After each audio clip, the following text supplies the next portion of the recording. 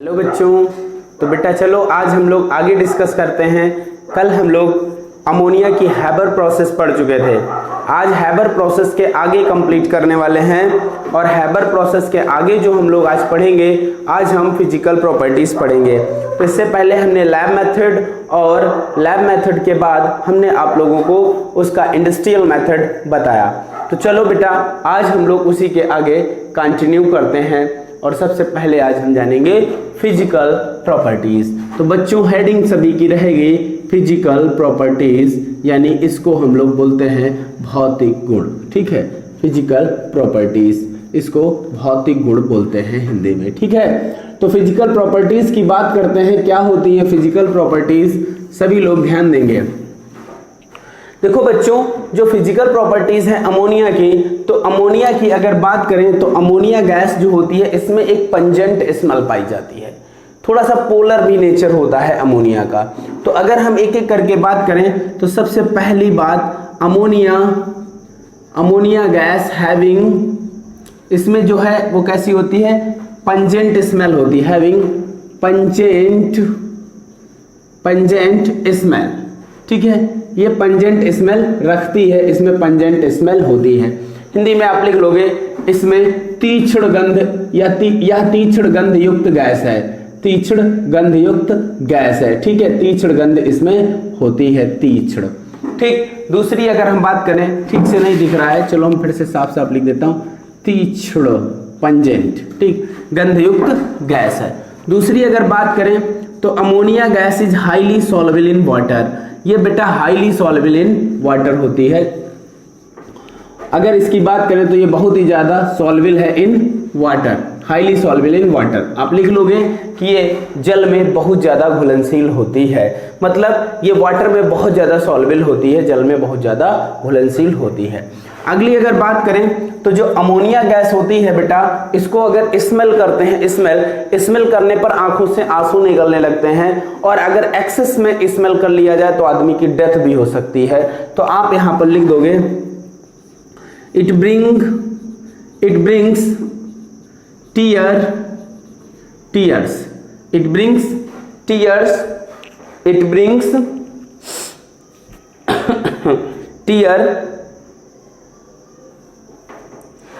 To the eyes. ठीक है, इतना लिख लेंगे, to the eyes, it brings tear to the eyes on inhaling. आगे और जोड़ देते हैं, ऑन इनहेलिंग। ठीक है, सूंघने पर, ऑन इनहेलिंग। तो अगर हम इनहेल करते हैं तो हमारी आंख से आंसू निकलने लगते हैं। बहुत ज़्यादा इनहेल कर लिया जाएगा तो डेथ भी हो सकती है। ठीक है, अगर हम कहें तो इसे सूंघने पर, हिंदी में लिख लेंगे, इसे सूंघने पर आंख से आंसू निकलने लगते हैं। ठीक है, ये भी इसका एक भौतिक गुण है, फिजिकल प्रॉपर्टीज है। ठीक है, अगला अगर हम बात करें बेटा तो इसका जो बॉइलिंग पॉइंट है, बॉइलिंग पॉइंट वो होता है, बॉइलिंग पॉइंट इज -33 पॉइंट, लिख देता हूं मैं, -33.5 degree Celsius and boiling point इतना होता है, और मेल्टिंग पॉइंट जो है and freezing point -78 degree Celsius इतना होता है। फ्रीजिंग पॉइंट, मेल्टिंग पॉइंट भी इतना कह सकते हो आप। ठीक है, तो माइनस में है दोनों वैल्यू, कैसी है, माइनस में, मतलब इसका जो क्वथनांक है वो -33.5 डिग्री सेल्सियस तथा हिमांक -78 डिग्री सेल्सियस होता है। ये आप लिख लोगे। तो ये इसकी केमिकल प्रॉपर्टीज हो, फिजिकल प्रॉपर्टीज हो। एक और बात करें, इसका जो एक्वस सोल्यूशन होता है, क्या होता है, aqueous solution of ammonia able to conduct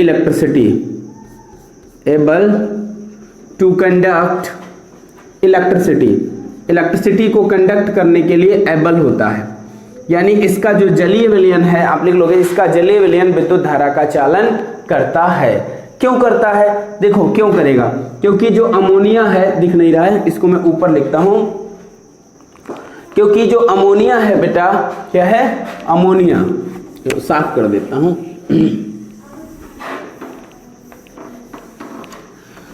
जो अमोनिया होती है बेटा, अमोनिया ये वाटर H2O के साथ रिएक्ट कर लेती है और NH4OH बना लेती है, अमोनियम हाइड्रोक्साइड। देखो अमोनिया नहीं एबल है कंडक्ट करने के लिए इलेक्ट्रिसिटी, लेकिन अमोनियम हाइड्रोक्साइड कंडक्ट करता है क्योंकि ये आयोनाइज हो जाता है NH4 प्लस आयन में और प्लस हाइड्रोक्साइड माइनस आयन में। इस प्रकार प्लस और माइनस में जब ये आयोनाइज हो जाता है, यही आयंस जो ये आयंस बनते हैं, यही जो आयंस होते हैं वो एबल टू कंडक्ट इलेक्ट्रिसिटी। ये क्या करते हैं? इलेक्ट्रिसिटी को कंडक्ट करते हैं। ठीक है, कंडक्ट आगे नहीं जगह है, नीचे लिख देते हैं इलेक्ट्रिसिटी। ठीक है, एबल टू कंडक्ट इलेक्ट्रिसिटी। तो ये इलेक्ट्रिसिटी को कंडक्ट करने के लिए क्या होते हैं? एबल हो जाते हैं। ठीक है, तो आप लोग हिंदी में लिख लेंगे, इसका जली विलयन विद्युत धारा का चालन करता है, और ये पूरी ऐसे ही इतनी रिएक्शन आप कॉपी पर नोट कर लेंगे। ठीक है, तो ये इसकी फिजिकल प्रॉपर्टीज खत्म होती है बच्चों। मैं साइड में रहता हूं कि कुछ बच्चे अपने स्क्रीनशॉट ले लें, बाद में लिख लेते हैं, ऐसा भी कर सकते हो। बार बार इसको बैक करो तो दिक्कत होती होगी, तो स्क्रीनशॉट लेकर भी लिख सकते हो। तो ये आपको समझ में आ गया होगा बच्चों, ये आप लिख लेंगे अपनी कॉपी पर। इसके बाद अब हम आगे बात करेंगे, और आगे हम लोगों को पढ़ना है केमिकल प्रॉपर्टीज। क्या पढ़ना है? Chemical properties.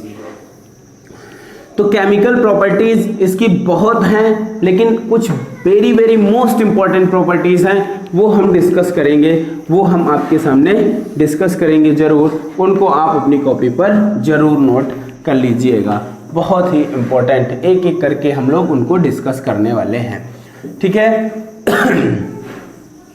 तो चलो सबसे पहली प्रॉपर्टीज हम लोग जानते हैं कौन सी होती है। फर्स्ट प्रॉपर्टीज, फर्स्ट यही है कि अमोनिया का जो बेसिक नेचर होता है, तो हम लिखेंगे बेसिक नेचर ऑफ अमोनिया। तो क्या लिखेंगे? फर्स्ट हेडिंग डाल लीजिए आप केमिकल प्रॉपर्टीज, पहले तो ये डालिए केमिकल प्रॉपर्टीज।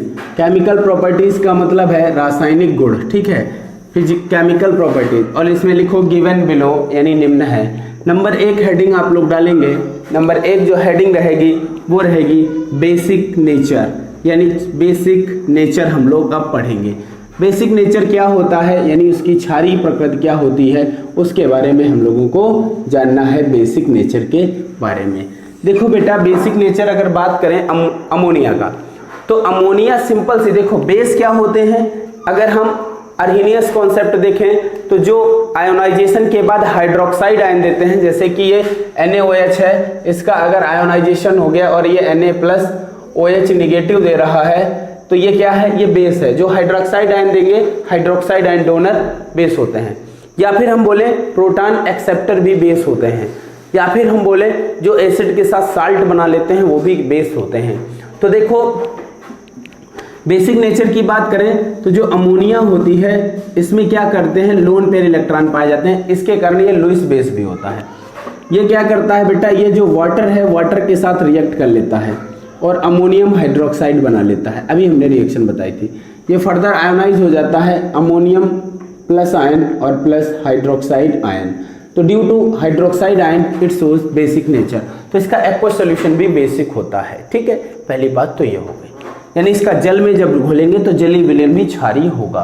दूसरी बात करें तो जो अमोनिया होती है बेटा, ये जब एसिड के साथ रिएक्ट कराओ, जैसे ये HCl है एसिड के साथ, तो ये क्या बना लेगी? Ammonium chloride. जो कि ये अमोनियम क्लोराइड जो है, अमोनियम क्लोराइड ये बेटा एक साल्ट है।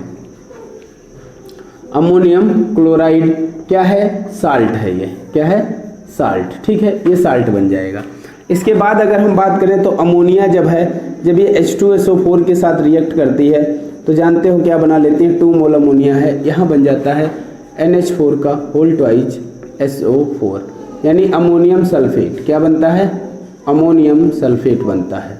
ठीक है, अमोनियम सल्फेट। तो इस तरीके से ये अमोनियम सल्फेट बन जाता है। तो हम देख रहे हैं कि अमोनिया एसिड के साथ रिएक्ट करके साल्ट भी बना रही है, और तो और एसिड है अम्ल, यानी अमोनिया अम्लों के साथ रिएक्ट करके लवण बना रही है, यानी क्या बना रही है? साल्ट बना रही है। तो ये सारे नेचर शो कर रहे हैं कि अमोनिया क्या है? बेसिक होती है। अमोनिया क्या होती है? बेसिक होती है। सॉरी। तो इस पर आप लोग लिख लीजिए, due to the presence of lone pair, English में वाले लिख लें, due to the presence of lone pair electron on nitrogen atom, ammonia shows basic character and act as Lewis base। Lewis base it explain by the following way, और ये पूरा यहाँ तक लिख लोगे, ठीक है, ये पूरी चीज़ें आप लिख लोगे और सब पर लोन पेयर इलेक्ट्रॉन ये दिखा दोगे यहाँ पर ऐसे लोन पेयर, ठीक है। तो ये आप लोग बना लेंगे कॉपी पर। हिंदी वाले लिख लो, अमोनिया के नाइट्रोजन परमाणु पर लोन पेयर इलेक्ट्रॉन यानी एकाकी इलेक्ट्रॉन युग्म पाए जाते हैं जिसके कारण अमोनिया क्षारीय गुण दर्शाती है, और ये नीचे पूरा लिख लेंगे। इतना लिख लीजिए बच्चों। इसके बाद हम लोग अब दूसरी प्रॉपर्टीज पर बढ़ते हैं, और दूसरी प्रॉपर्टीज है रिएक्शन विद हैलोजन। बहुत इंपॉर्टेंट प्रॉपर्टी, बहुत बहुत बहुत इंपॉर्टेंट प्रॉपर्टी है रिएक्शन विद हैलोजन। अब बेटा ये हैलोजन जो होती है, हैलोजन हम सब लोग जानते हैं क्या होती है हैलोजन, ठीक है।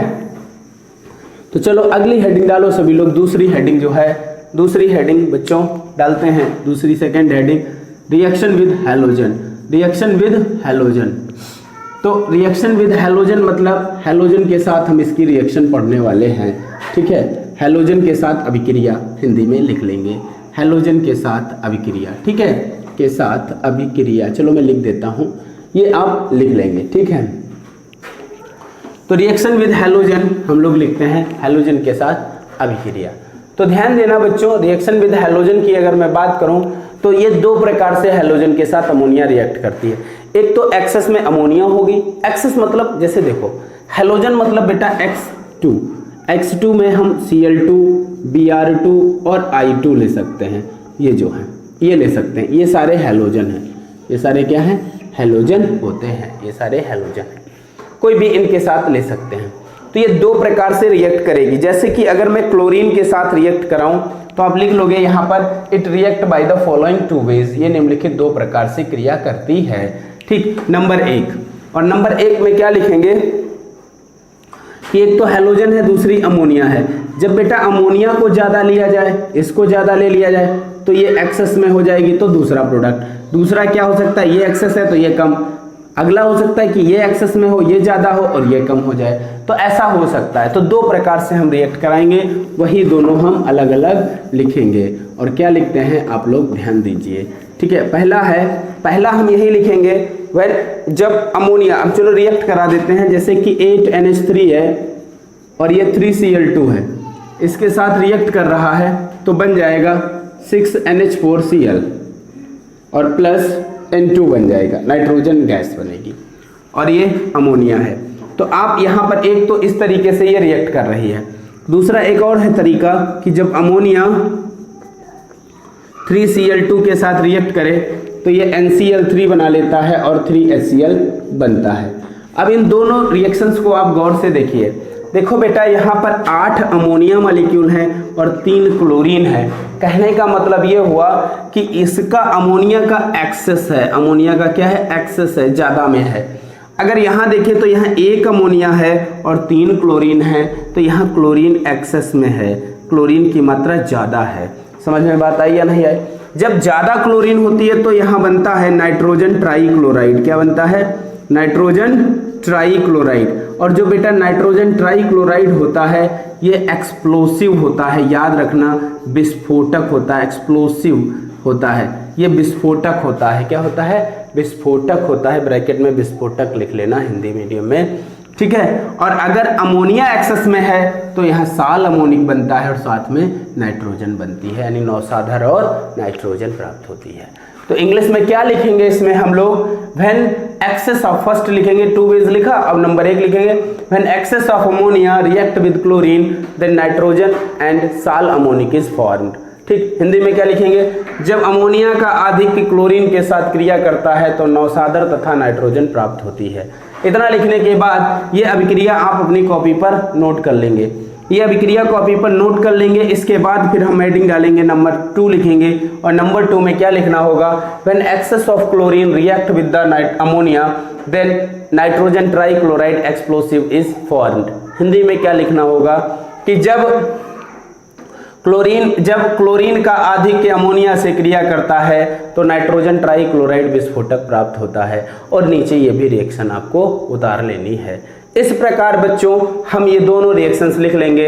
ये बहुत इंपॉर्टेंट रिएक्शन है, आप इस पर वेरी वेरी मोस्ट इंपॉर्टेंट टिक कर सकते हो, वेरी मोस्ट इंपॉर्टेंट इसको टिक कर सकते हो, इंपॉर्टेंट है रिएक्शन, ठीक है। तो इस प्रकार ये अभी हो गया और इसको आप लिख लेंगे।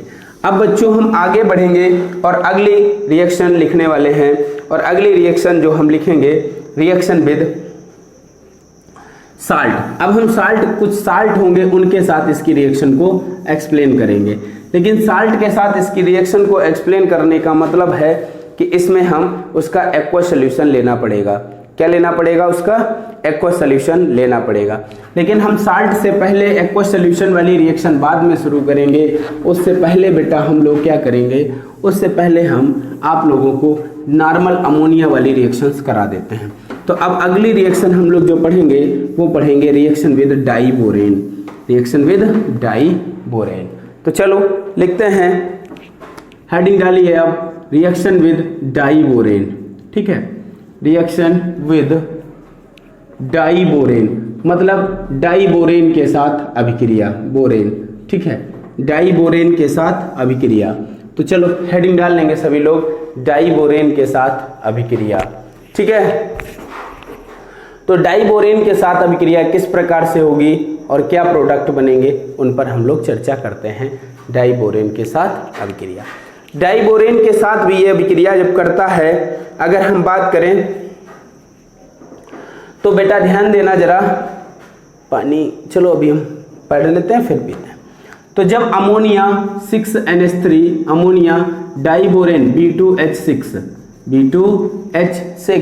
इसके साथ अभिक्रिया करेगी 3B2H6, इसके साथ इसको हीट किया जाता है और कितने टेम्परेचर पर, लगभग 450 केल्विन भी केल्विन, हाँ केल्विन ही होता है, इतने टेम्परेचर पर इसको हीट किया जाता है 450 केल्विन टेम्परेचर पर। तो पता है यहाँ क्या बनता है, B3N3H6 बनता है, और कितने बन जाएंगे, B3N3H6 2 B3N3H6 बनता है। ठीक है, इसको बच्चों हम लोग बोलते हैं बोराजीन। क्या बोलते हैं इसको?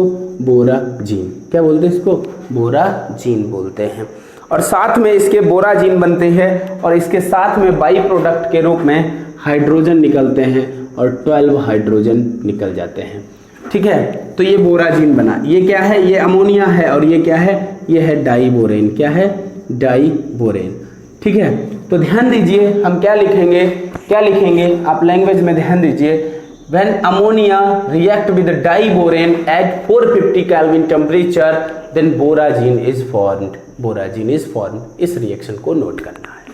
हिंदी में क्या लिखेंगे, जब अमोनिया डाइबोरेन के साथ जब अमोनिया को डाइबोरेन के साथ 450 केल्विन ताप पर गर्म कर दिया जाता है तो क्या बनती है, बोराजीन प्राप्त होती है। अब बच्चों बोराजीन को हम लोग इनऑर्गेनिक बेंजीन बोलते हैं, याद रखना इनऑर्गेनिक बेंजीन इसको बोलते हैं, इनऑर्गेनिक बेंजीन बोलते हैं। अब इसको इनऑर्गेनिक बेंजीन क्यों बोलते हैं, इसकी हम लोग स्ट्रक्चर की बात करेंगे, स्ट्रक्चर की बात इसके कर लेते हैं। चलो संरचना की बात करते हैं इसकी। तो इसके स्ट्रक्चर, जैसे बोरान की बात करें तो बोरॉन होगा, नाइट्रोजन होगा, यहाँ नाइट्रोजन होगा, फिर ये बोरॉन होगा, दिखेगा नहीं दिखेगा, थोड़ा सा हमें ऊपर इधर बनाना पड़ेगा। जैसे ये बोरॉन हुआ, नाइट्रोजन, नाइट्रोजन, फिर बेटा बोरॉन होगा, फिर बोरॉन होगा, और उसके बाद फिर यहाँ नाइट्रोजन होगा। ठीक है, अब ध्यान दीजिए इनसे सबसे H6 है, सबसे आप एक एक H लगा देंगे, सबसे आप एक एक H लगा देंगे। ठीक है, ये H लगा दिया सभी से, और अल्टरनेट डबल बॉन्ड, यहाँ डबल बॉन्ड, फिर क्या होगा, नहीं नहीं नहीं डबल बॉन्ड, हाँ डबल बॉन्ड, यहाँ से एक डबल बॉन्ड, फिर सिंगल बॉन्ड। ठीक है, सिंगल बॉन्ड, फिर यहाँ डबल बॉन्ड, फिर सिंगल बॉन्ड, फिर यहाँ पर एक डबल बॉन्ड। इस तरीके से ये लगा देंगे। ये जानते हैं क्या बन गया, ये आपके सामने बेटा बोराजीन का स्ट्रक्चर है, इस बोराजीन का है, किसका है, बोराजीन का स्ट्रक्चर है, जो कि क्या है, इनऑर्गेनिक बेंजीन है, इनऑर्गेनिक बेंजीन। अब आप सोच रहे होंगे सर ऑर्गेनिक बेंजीन कैसी लगती है, तो आप देखो ऑर्गेनिक बेंजीन कार्बन होते हैं इस तरीके से, उसमें कार्बन होते हैं इस तरीके से, और इसमें 6 हाइड्रोजन आप अटैच कर दोगे, 6 हाइड्रोजन आप अटैच कर दोगे यहाँ पर इस तरीके से, ये 6 hydrogen atom, alternate double bond, फिर सिंगल बॉन्ड, फिर डबल बॉन्ड, फिर सिंगल बॉन्ड, फिर डबल बॉन्ड। ये है बेटा ऑर्गेनिक बेंजीन। क्या है ये, ऑर्गेनिक बेंजीन। ठीक है, कार्बनिक बेंजीन है और इधर ये अकार्बनिक बेंजीन है। तो आप ध्यान दीजिए दोनों को, इसके नीचे दिख नहीं रहा है, हमने इसके नीचे लिखा है, आपको हम थोड़ा सा आगे बढ़ा के जूम करके दिखा देते हैं। आप दोनों को देख लीजिए, दोनों स्ट्रक्चर्स को गौर से देख लीजिए। एक है बोराजीन इनऑर्गेनिक बेंजीन, ठीक है, दूसरी है ऑर्गेनिक बेंजीन, ठीक है। अब आप ध्यान दीजिए, गौर से इसको देख लीजिए और अपनी कॉपी पर इनको नोट भी कर सकते हैं, ठीक है। तो बच्चों इतना नोट कर लीजिए। इसके बाद अब हम लोग फिर आगे बढ़ते हैं। तो ये आप लिख लेंगे इनऑर्गेनिक बेंजीन बोराजीन कब बनती है, और ये अपनी कॉपी पर नोट भी कर लीजिए। इसके बाद अब हम अगली इसकी केमिकल प्रॉपर्टी को डिस्कस करेंगे। तो चलो बच्चों, अब हम अगली प्रॉपर्टीज़ को पढ़ते हैं, और अगली रिएक्शन हम लोग लिखेंगे, शायद 4th केमिकल प्रॉपर्टीज है, और वो हम लिखेंगे reaction with copper oxide. Reaction with copper oxide यानी कॉपर ऑक्साइड के साथ अभिक्रिया। इंपॉर्टेंट है बेटा, 2019 में ये पूछी भी गई है एग्जाम में, ठीक है। क्लोरीन वाली भी 19 में आई है, इंपॉर्टेंट रिएक्शन है। तो कॉपर ऑक्साइड के साथ अगर रिएक्शन की बात की जाए, तो जब देखो copper oxide CuO cupric oxide होता है, इसको जब अमोनिया के साथ बेटा इसको हीट किया जाता है, और कितने पर, इसको रेड हॉट पर अगर हीट करते हैं, रेड हॉट मतलब लाल होने तक गर्म किया जाता है, तो यहाँ से कॉपर ये अलग हो जाता है, नाइट्रोजन साथ में बनती है, और 3 वाटर मॉलिक्यूल यहाँ से वेपराइज हो जाते हैं। एक प्रकार से अमोनिया का डिकम्पोजिशन हो जाता है बाय द कॉपर ऑक्साइड, ठीक है। तो कॉपर ऑक्साइड के द्वारा अमोनिया का डिकम्पोजिशन हो जाता है। तो आप क्या लिखेंगे इसमें, when ammonia heated with copper oxide on red hot then nitrogen gas is formed. Hindi में लिख लेंगे, जब अमोनिया को कॉपर ऑक्साइड के साथ रक्त तप्त, लाल को हम इसको रेड हॉट को कहते हैं हिंदी में रक्त तप्त पर गर्म करते हैं तो नाइट्रोजन बनती है। और इस रिएक्शन को आप अपनी कॉपी पर नोट कर लेंगे बच्चों। इस रिएक्शन को नोट कर लीजिए। इसके बाद अगली हेडिंग हम लोग डालने वाले हैं, ठीक है। अगली हेडिंग जो लिखेंगे वो लिखेंगे रिएक्शन विद अमोनिया, ठीक है, या फॉर्मेशन ऑफ कॉम्प्लेक्स हेडिंग डालेंगे, फॉर्मेशन ऑफ कॉम्प्लेक्स। तो जो कॉम्प्लेक्स का फॉर्मेशन होता है वो कैसे होता है उसके बारे में हम बात करेंगे। तो जब एक्वस सॉल्यूशन जो होता है, हेडिंग डाल लो फॉर्मेशन ऑफ कॉम्प्लेक्स, ठीक है, फॉर्मेशन ऑफ कॉम्प्लेक्स। हिंदी में कहते हैं इसको संकुल का निर्माण, ठीक है, हिंदी में संकुल का निर्माण कहते हैं, फॉर्मेशन ऑफ कॉम्प्लेक्स। तो फॉर्मेशन ऑफ कॉम्प्लेक्स कब होगा, तो ये क्या करती है, जब aqueous solution of ammonia AgCl या कॉपर सल्फेट के साथ रिएक्ट करती है तो कॉम्प्लेक्स बनाती है। तो इसमें लिखो, when aqueous solution of the ammonia react with copper oxide और कॉपर सल्फेट और सिल्वर क्लोराइड और cadmium sulphate, then complex compound is formed by the following way, ठीक। अब देखो किस प्रकार से ये बनाएंगे, और भी बहुत सारे हो सकते हैं जिनके साथ ये क्या करें, कॉम्प्लेक्स बना दें। जब हम अमोनिया की बात करेंगे एक्वस सॉल्यूशन की, तो ये वाटर में जाकर रिएक्ट करेगी और ये बेटा अमोनियम हाइड्रोक्साइड बन जाएगा, जिसे हम एक्वस अमोनिया भी बोल सकते हैं। ये एक्वस सॉल्यूशन ऑफ अमोनिया है, ठीक है। क्या है ये, एक्वस सॉल्यूशन ऑफ अमोनिया। तो एक्वस सॉल्यूशन ऑफ अमोनिया में जनरली आपको अमोनियम हाइड्रोक्साइड मिलेगा। तो जब भी हम एक्वस सॉल्यूशन के साथ रिएक्ट कराएंगे तो हम अमोनिया की जगह पर अमोनियम हाइड्रोक्साइड लिखेंगे, ठीक है। तो जो रिएक्शंस हैं आप उन रिएक्शंस को ध्यान से देखिए, एनसीईआरटी में भी ये रिएक्शंस दी गई हैं बच्चों, बहुत ही इंपॉर्टेंट रिएक्शंस हैं, ध्यान से समझिए। जैसे अगर हम कॉपर सल्फेट ले लेते हैं CuSO4 और प्लस इसकी रिएक्शन हम किससे करा देते हैं, NH4OH के साथ करा देते हैं, तो हम यहाँ लिख लेंगे 4NH4OH, ठीक है। इसके साथ ये रिएक्शन होती है तो पता है क्या बनता है, ये कॉम्प्लेक्स जो होता है स्क्वायर ब्रैकेट के अंदर लिखा जाता है, इसको हम लिख देंगे CuNH3 का होल 4 स्क्वायर ब्रैकेट और यहाँ पर SO4 लिख देते हैं और साथ में 4H2O निकल जाएंगे, ठीक है। ये कॉम्प्लेक्स बना, क्या बना ये कॉम्प्लेक्स। इसका नाम जानते हो, इसका नाम है टेट्रा अमीन। 4 अमोनिया है तो अमीन लिखते हैं, टेट्रा 4 माने टेट्रा, अमोनिया को अमीन। फिर कॉपर, और कॉपर की ऑक्सीडेशन नंबर 2 होती है तो सेकंड रोमन नंबर में लिख देते हैं, और लास्ट में SO4 है तो सल्फेट, ये इसका नाम होता है, ठीक है। इसी प्रकार से बेटा जिंक सल्फेट भी रिएक्ट कर लेता है 4NH4OH के साथ, सेम टू सेम रिएक्शन हो जाएगी और देखो क्या बन जाएगा, यहाँ कॉपर की जगह बस जिंक हो जाएगा। जैसे SO4 है, सबको सेम है, तो यहाँ पर बस जिंक हो गया, स्क्वायर ब्रैकेट अमोनिया हो जाएगी और अमोनिया के बाहर स्क्वायर ब्रैकेट के 4 लगा देंगे और फिर यहाँ पर भी SO4 लिख देंगे और प्लस 4H2O आप लिख देंगे, ठीक है, प्लस 4H2O यहाँ पर लिख देंगे। इसका नाम क्या हो जाएगा बेटा, इसका नाम हो जाएगा टेट्राअमीन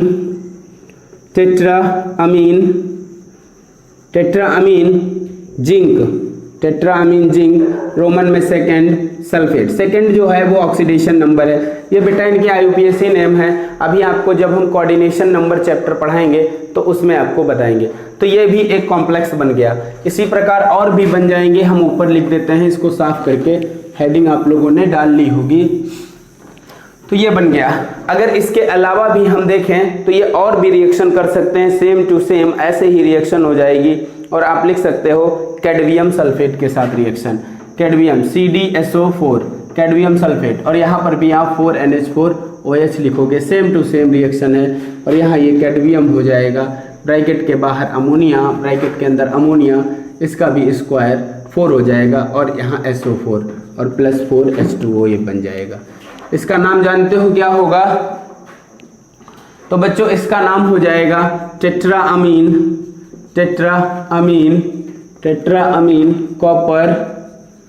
कॉपर नहीं, सॉरी माफ कीजिएगा, यहाँ कैडमियम है तो कैडमियम सेकेंड सल्फेट, ये इसका नाम हो गया, ठीक है नाम। अब देखो एक रिएक्शन और होती है, वो AgCl के साथ रिएक्शन होती है, सिल्वर क्लोराइड के साथ। तो सिल्वर क्लोराइड के साथ भी NH4OH रिएक्ट कर लेता है।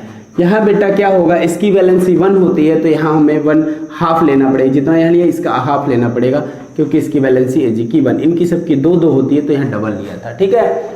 तो अब क्या बन जाएगा Ag और यहाँ पर इसके चारों ओर ब्रैकेट में 2 ही लगेगा, स्क्वायर ब्रैकेट और बाहर ये Cl हो जाएगा और प्लस 2H2O बन जाएगा, ठीक है। इसका बेटा नाम लिखें तो 2 सिल्वर हैं, 2 अमोनिया है तो डाईअमीन सिल्वर लिख लिया और सिल्वर की ऑक्सीडेशन 1 होती है फर्स्ट और लास्ट में क्लोरीन है तो क्लोराइड, ये इसका क्या हो गया, नाम हो गया। तो ये आपके सामने देख रहे हो डिफरेंट टाइप के कॉम्प्लेक्स कंपाउंड बन रहे हैं जब आप किसके साथ, एक्वस सॉल्यूशन ऑफ अमोनिया के साथ इसको हीट कर रहे हो, तो ये रिएक्शंस आपके सामने बन रही हैं। हम उम्मीद करते हैं ये सारी रिएक्शंस आपको समझ में आई होंगी। ये 4 रिएक्शंस तो बिल्कुल सिमिलर हैं, एक जैसी है, ये थोड़ी सी डिफरेंट है और ये रिएक्शन इंपॉर्टेंट भी है। 2019 में ये भी रिएक्शन पूछी गई है एग्जाम में, 20 में भी, 21 में भी ये आ सकती है। तो इस प्रकार से किस तरीके से कि अमोनिया का जो एक्वस सॉल्यूशन होता है वो क्या करता है, डिफरेंट टाइप के कॉम्प्लेक्स कंपाउंड को फॉर्म कर लेता है। बेटा ये कॉम्प्लेक्स हो जाते हैं, जो स्क्वायर ब्रैकेट के अंदर लिखे होते हैं वो कॉम्प्लेक्स होते हैं। अभी स्क्वायर ब्रैकेट के अंदर लिखे हुए कंपाउंड्स की जो केमिस्ट्री है, जो फर्स्ट वाला चैप्टर है, जो फर्स्ट बुक है, उसका सबसे आखिरी वाला चैप्टर जो है वो है। तो आप लोग लैंग्वेज में लिख लो, इसमें भाषा लिखना चाहो तो लिख लोगे अमोनियम हाइड्रोक्साइड का, लिख तो लिया था कि निम्न प्रकार, तो आप हिंदी में लिख लो अमोनियम हाइड्रोक्साइड का जलीय विलयन विभिन्न प्रकार के लवणों से जैसे AgCl, CDM, SO4 और कॉपर सल्फेट, जिंक सल्फेट आदि से क्रिया करके जटिल लवणों का निर्माण करता है जो कि निम्न है। और ये सारी अभिक्रियाएं आप इसी प्रकार से उनको नोट कर लेंगे, ठीक है। इंग्लिश में तो लिख ही चुके हैं, एक बार फिर से लिखना चाहो तो लिख लोगे when aqueous solution of ammonium hydroxide react with silver chloride, cadmium sulfate, copper sulfate and zinc sulfate then give a complex compound which are given below। और ये आप लोग लिख लेंगे, ठीक है। तो इस प्रकार से आपका ये भी केमिकल प्रॉपर्टीज खत्म होती हैं, ओवर होती हैं और आप लोग ये केमिकल प्रॉपर्टीज समझ गए होंगे। अब बेटा थोड़ी सी डिफरेंट टाइप की केमिकल प्रॉपर्टीज बचती हैं, 2-3 प्रॉपर्टीज और हैं, उनको हम लोगों को पढ़ना है। दरअसल आज हम सोच रहे हैं कि इन प्रॉपर्टीज़ को आप कंप्लीट कर लीजिए। इसमें आज हम इतना ही रखते हैं और बाकी आप लोग अपनी अपनी राय देते रहना। ये सारा बेटा ऐसे हिंदी मीडियम में भी लिखना है, इंग्लिश में भी ऐसे लिखना है, तो ये ऐसे लिख लो, इसमें कोई दिक्कत नहीं है। रिएक्शंस हैं, इसीलिए हम साथ में ही ये वीडियो लेक्चर दे रहे हैं। थोड़ी सी हमें सहूलियत हो जाती है बेटा, आप लोग समझ रहे होंगे कि हमें थोड़ी सी सहूलियत हो जाती है। एक बार बोलते हैं, हिंदी में भी बोल देते हैं, थोड़ी सी हिंदी इंग्लिश मीडियम वालों को दिक्कत हो रही होगी और थोड़ी सी हिंदी मीडियम वालों को भी दिक्कत हो रही होगी, लेकिन आप लोगों का सहयोग हमें बहुत ही प्रेरित करता है और मैं आप सबकी बहुत तारीफ़ भी करता हूँ, पीछे ही करता हूँ कि हमारे ऑनलाइन स्टडी से जुड़े हुए सारे बच्चे बहुत ही कोऑपरेटिव हैं। और आप लोग ही नहीं, जो हमसे ऑफलाइन जुड़े हुए हैं वो भी बच्चे बहुत कोऑपरेटिव हैं। सभी बच्चे समझ लीजिए कि एक प्रकार से ये ऊपर वाले का एक विशेष आशीर्वाद है कि हमारे पास जितने बच्चे जुड़ते हैं वो सब विशेष ही होते हैं, अच्छे ही होते हैं। तो आप लोग बेटा ऐसे ही अच्छे बने रहिए और अपनी तैयारी करते रहिए और जो भी समस्या हो उसे हमसे डिस्कस करो। बहुत जल्द हमने फिर कहा कि हम लोग नवंबर में 1 नवंबर से ऑफलाइन मिलने वाले हैं। ऑफलाइन की तैयारियां चालू हो गई हैं, आप लोग भी अपनी अपनी कमर कस लीजिए ऑफलाइन के लिए, ठीक है। तो सभी लोग, और बेटा एक चीज़ मैं और बताना चाहता हूँ कि देखो अब बेटा टाइम बहुत कम बचा है। हम लोग पी ब्लॉक पढ़ रहे हैं, आप लोग बेटा लर्न करना स्टार्ट कर दो, चीज़ों को पढ़ना शुरू कर दो। अब टाइम बिल्कुल भी नहीं बचा है, तो इस चीज़ को आप कतई गांठ बांध लो कि आप लोग पढ़ना शुरू कर दो भाई।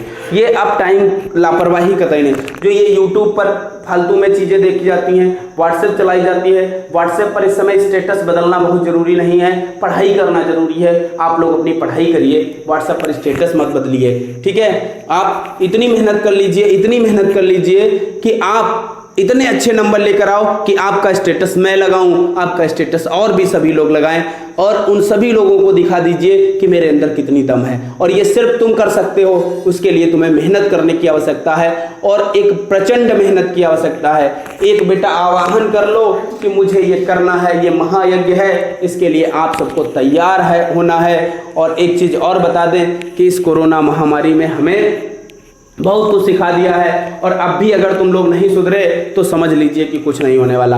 और अब आप लोग एक बात और सुन लीजिए, जो लोग बच्चे सुबह दो तीन कोचिंग पढ़ लेते हैं, शाम को 2-3 कोचिंग पढ़ लेते हैं, दोपहरिया भर सोते रहते हैं, नहीं तो हेडफोन लगाकर गाना सुनते रहते हैं, पता नहीं दुनियादारी इधर उधर करते रहते हैं, तो ये समय वो नहीं है, ये समय वो है कि पढ़ने का, सिर्फ पढ़ाई करने का। तो कसम खा लो मुझे पढ़ना है, उसके अलावा कुछ नहीं करना है, पढ़ाई करिए। मोबाइल को सिर्फ जब जरूरत हो, जैसे मैं पढ़ा रहा हूँ ऑनलाइन, आपको स्टडी करनी है तो उस टाइम मोबाइल को देखिए। एक टाइम बांध लीजिए कि मुझे 2 घंटे में जब देखना है, उसके बाद मोबाइल को स्विच ऑफ करके पढ़ाई करने बैठ जाइए। हर समय मोबाइल नहीं, एक ये नहीं कि जरा टुन्न बोला खोली बैठ गए, हाँ देखें कहीं को मैसेज आओ, सहेली ने मैसेज आएगा, बस मैं रिप्लाई करना शुरू कर दी। जब सब काम ना करो बिटिया, भैया सब लोग सुन लो, ठीक है। और ज़्यादातर देवियाँ जुड़ी हैं, सभी लोग सुन लो, आप सभी लोग ये ना करो कतई पढ़ाई पर कतई एकदम लग जाओ, नहीं तो तुम पर जो हंस रहे हैं आज, कल और उनको हंसने का मौका मिलेगा। आप मेहनत करेंगे, अच्छे नंबर लाएंगे, उनके मुंह पर समझ लीजिए एक प्रकार से हम क्या कहना चाह रहे हैं, आप समझ रहे होंगे, वो लग जाएगा जो तुम्हारी मजाक बना रहे हैं, जो तुम पर हंसना चाहते हैं। लेकिन इसके लिए करना तुमको ही पड़ेगा, मेहनत तुमको ही करनी पड़ेगी। तो पढ़ना शुरू कर दो, कतई अक्टूबर खत्म हो रहा है, नवंबर, दिसंबर, जनवरी, मार्च में भैया पेपर हो जाएंगे, हो सकता है फरवरी लास्ट में निकाल दें। सरकार में बैठे लोग बड़ा जिद्दी हैं, कुछ भी कर सकते हैं, तो इसलिए बेटा पढ़ाई शुरू कर दो, कतई एकदम एक तरफ से तैयारी जारी रखो, ठीक है। तो चलो हम लोग कल के लेक्चर में मिलेंगे और आप लोग अपनी पढ़ाई कर रहे होंगे, मुझे बहुत उम्मीद है जिस दिन ऑफलाइन मिले उसी दिन हम चर्चाएं करेंगे, ठीक। तो बस आज के लेक्चर में इतना ही।